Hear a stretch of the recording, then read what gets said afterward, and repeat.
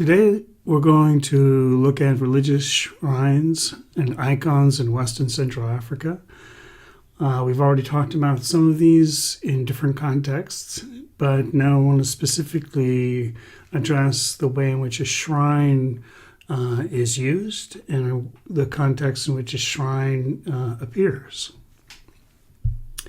To begin with, some of the shrines we've already talked about. You'll remember from the Yoruba, there was a shrine of the equestrian figure with the blue detergent soap on it, crowns, indicating this idea of Ashe.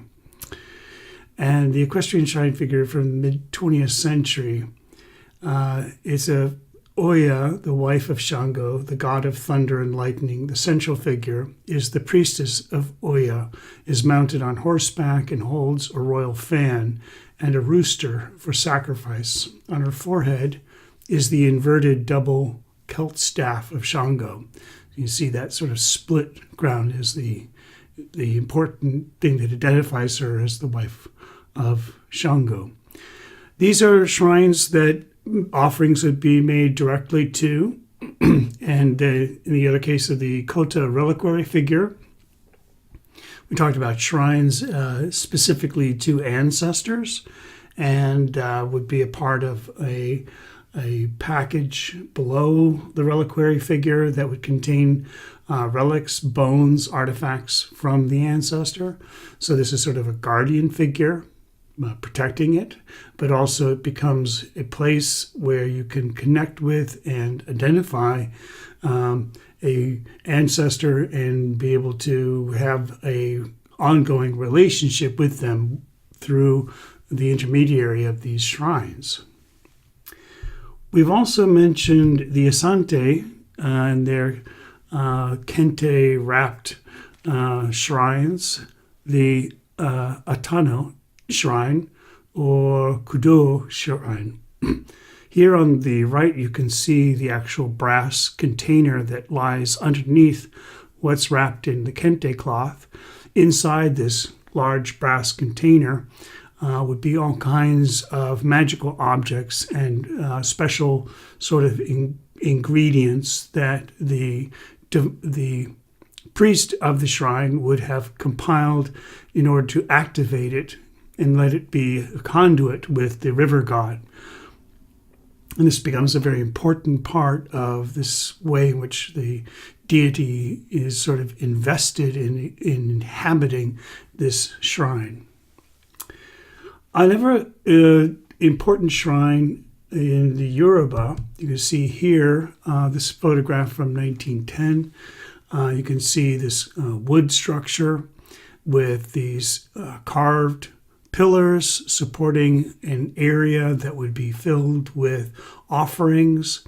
And this is an opportunity for a kind of a priest sort of to maintain this, receive the offerings and help with the prayers.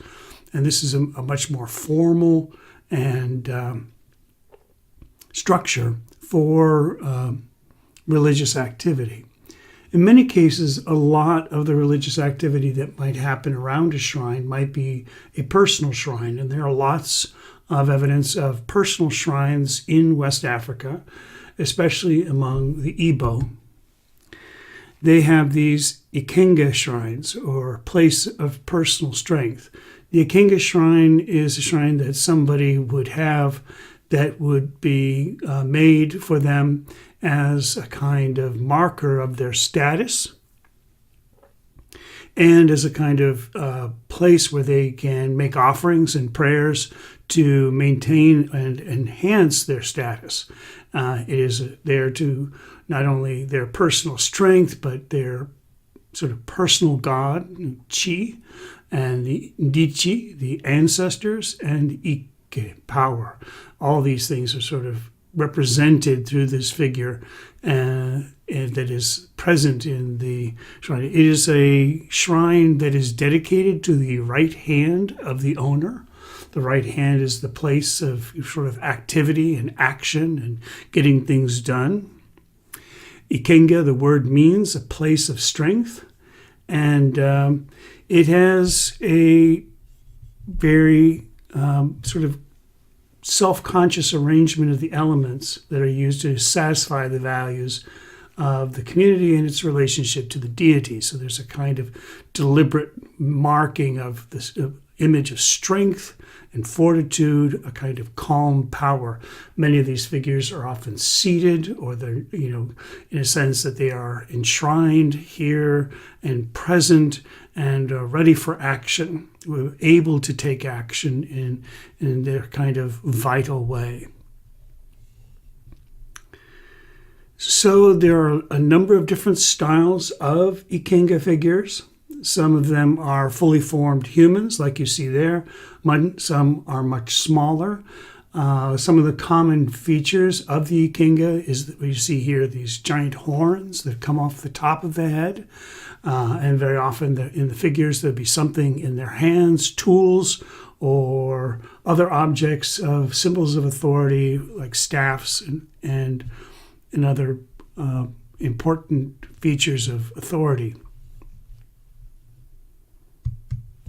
Here you see on the left a very simple Ikenga shrine, one that sort of has sort of rudimentary sort of feet, a sort of cylindrical banded area in the middle, and a kind of horn-like shapes on the top. This would have been someone for a man of modest means. And then, of course, the one on the right, you see this full figure, quite large, incredibly impressive carving with intricately engaged in elaborate forms. This is someone who would be a very high-status individual who could afford a statue like this. The Igbo also have another very interesting shrine tradition, and the Igbo, in this case, is called the Mbari. This is a fairly rare shrine. It's made not in a permanent way. It's made in a kind of elaborate process. And so it's done in a certain time when a village might feel threatened or in a kind of chaos. The Mbari shrine is supposed to be a picture of order and a sense of the whole world and everything in it in a kind of new, fresh, powerful way.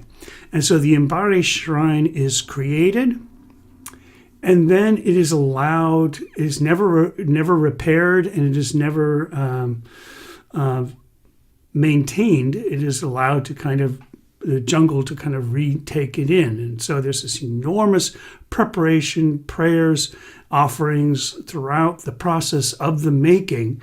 The jungle area is cleared, and then people come and celebrate the opening of the Mbari, and then over time we see it slowly return. This photograph here is an Mbari shrine from the 1920s, I believe, thereabouts, and you can see it has these special mud walls inlaid with beautiful plates. The Mbari is essentially a box with 4 columns to support a roof. The box is actually supported structurally by buttressing all along the back. The house is open except for the core. The Mbari is perhaps analogous to an outdoor monument, a series of open spaces around which the visitor of the Mbari walks about, create a succession of rooms which block in the center, which cannot be entered. Still, the Mbari shrines shares characteristics of a shrine and domestic house in terms of its architectures. And when you look at the different elements in this is sort of the plan view of this a very elaborate Mbari shrine that was made in the 1970s. The quote here is quite interesting. You will come to understand that they put 4 things into Mbari. Very fearful things, things that are forbidden, things that are very good and beautiful, and things that make people laugh. So this idea that it is supposed to arouse and excite us and engage us and give us a sense of wonder and fun. All these things are meant to kind of revitalize and reinfuse the spirit of the people with a kind of promise and a hope for the future.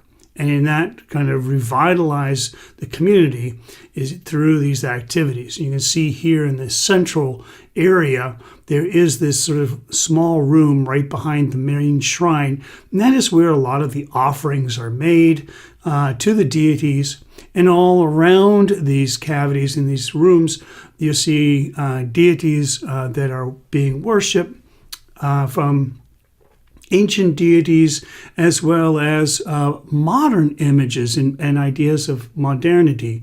You notice that there are these dotted lines that cross over around the back and front, sort of blocking and surrounding our central shrine.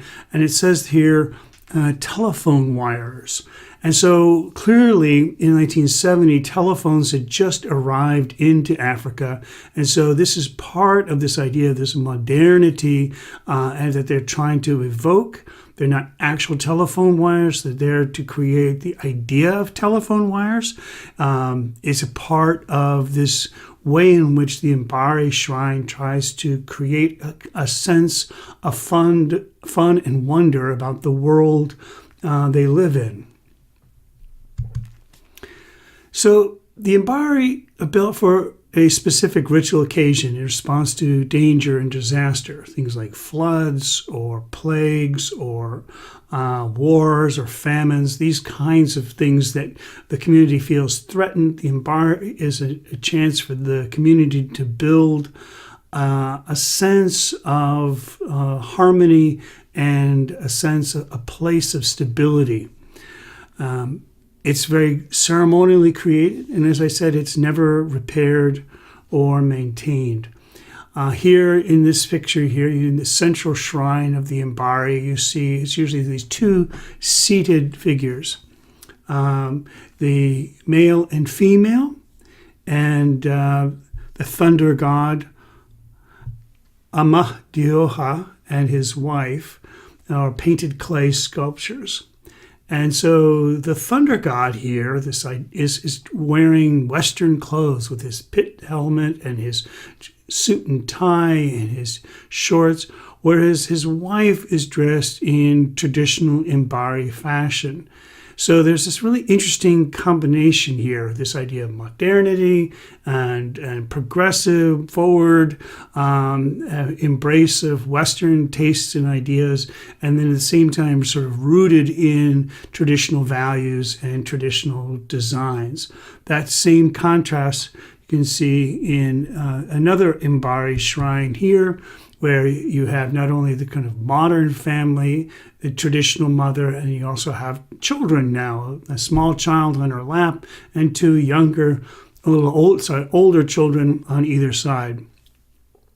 Mbari shrines are deliberately temporary, transitory, made in response to these sense of crisis, and is a sense of regeneration. The shrine itself may be correctly thought of a process than an absolute built form.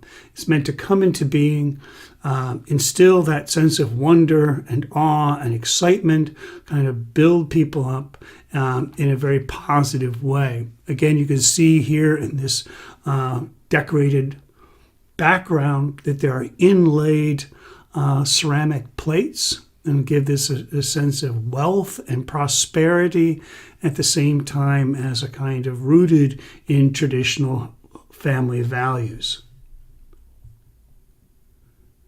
Here is another Mbari shrine. This time only the female figure here is seated in front, and we have other female figures on either side.